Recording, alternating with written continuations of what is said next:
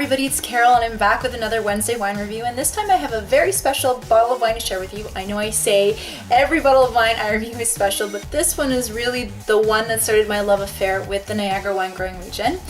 Prior to finding this on a wine tour a couple of years ago, I didn't have a great opinion about wines out of Niagara, and I quickly changed my mind after this tour and realized that there's just a lot of wines that never make it outside of Niagara. Sometimes they're made in small batches, and sometimes they just don't meet the requirements to be carried in the LCBO. So I was happy to find this wine. It's also very special because it's a Canadian specialty.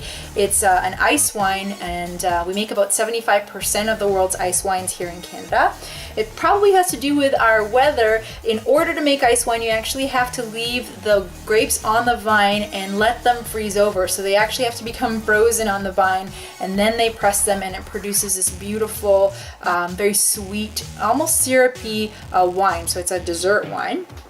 And lastly, it's extra special because it is not your usual Vidal grapes. So here in the Niagara region, we tend to do a lot of Vidal grapes. In other regions, Riesling is usually the type of grape that they'll use to make ice wine. So a lot of white wines will be turned into ice wine. This one is not. This one is actually a Cabernet Franc grape, which is a red wine grape. And part of the reason why it piqued my interest enough to do a tasting of it back when I really wasn't excited about wines from Ontario, and so glad I did, because it's changed my mind about the things that we produce here in Canada.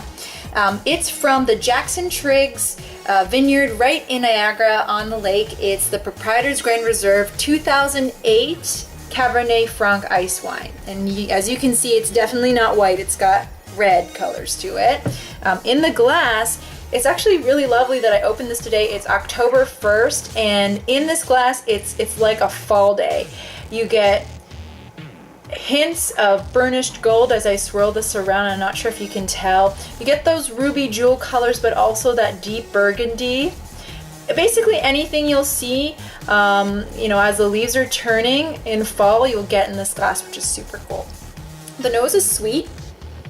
There's definitely that syrupy quality to it.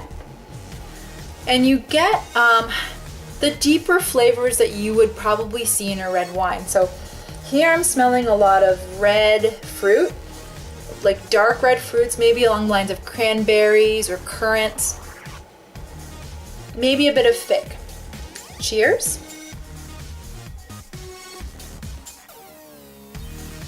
Okay, so the taste of this wine, the syrupy characteristic definitely continues into the mouth. It's sticky, but it still has a very silky texture to it, so it's got a little bit more weight to it. The characteristics of the fruit are still there, so you get that currant, that plum, maybe a little bit of fig flavor. And interesting to note, it carries a lot of those red wine characteristics again.